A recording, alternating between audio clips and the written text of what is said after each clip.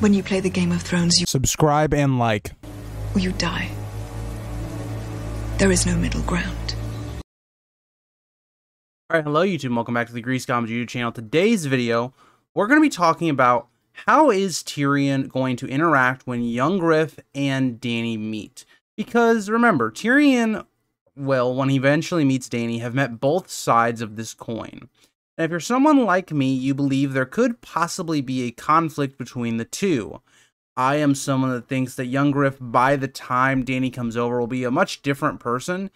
Because kind of the way that Tyrion gives advice to Young Griff.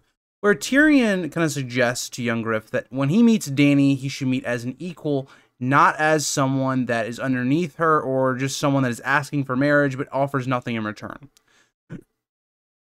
And when you kind of put that into Young Griff's mind, and you also put in the idea that he probably will take King's Landing and be the king of Westeros, and the people will probably love him because he took down the Lannisters. And everybody hates the Lannisters. So, how will Tyrion go about trying to either make them both come on one side, or which side will he take more or less?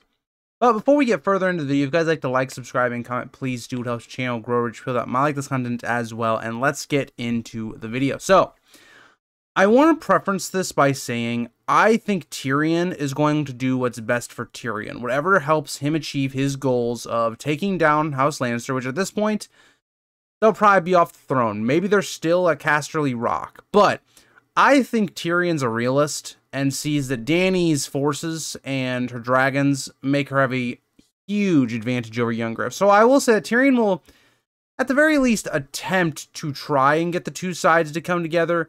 But because of Young Griff's attitude, where he is going to be someone that I think is much more on the idea of, Dany, I'm the one that avenged our family. I'm the one that did all this by myself.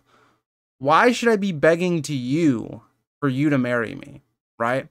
And I think Dany might actually be taken aback from that because she hasn't really had a lot of people do that on a level playing field, right? So Khal Drogo you could maybe make an argument for, but she wasn't really in a like that was Viserys really just marrying her off, right? And then you look at the other people that have tried to propose things. Quentin maybe, but his was kind of an empty one. He didn't really have anything there to actually back up his claim. So to me, I think it'll be interesting the way Dany will react to this, where maybe Dany will see Young Griff as a Blackfire, as someone that's not avenging their family, as someone that is an outsider to their family and taking her crown, right? Because I am someone that believes that Dany and Illyrio are destined to have one more interaction. And I think that could lead to the kind of figuring out of who Young Griff's actual parents are. So Tyrion, in this regard, is kind of in a sticky situation because I think he does actually like Young Griff. But I don't think he is willing to like betray Dany or anything so Young Griff lives. Because we know the ultimate outcome is going to be that probably Young Griff's going to die. So the next idea here would be, will Young Griff, if he dies, right? So maybe how the way we saw like a Randall Tarly thing, the show tried to go this route that, oh, Dany killing Randall and Dickon Tarly was, oh, it's the thing that sent her over.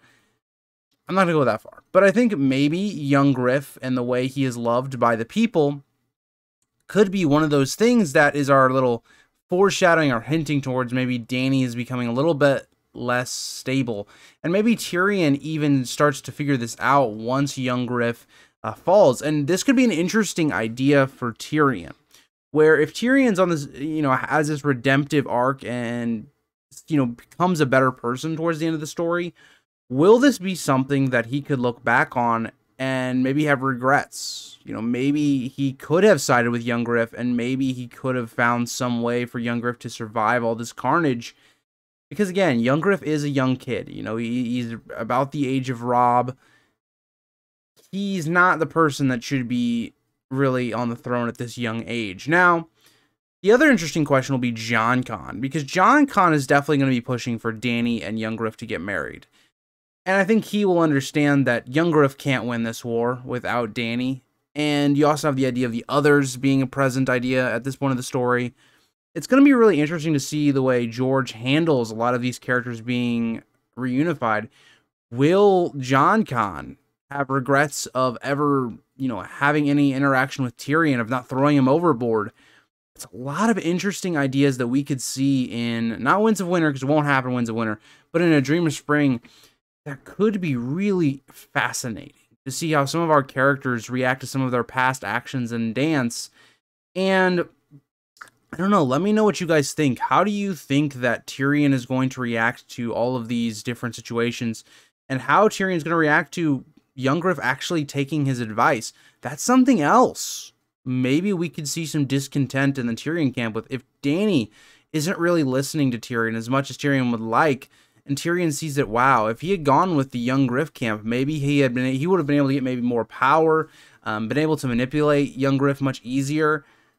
A lot of interesting ideas are brought up with Dance and their relationship. So thank you guys for watching. It was a little short video, but I thought it was a very interesting topic, looking at Young Griff, Dany, and Tyrion.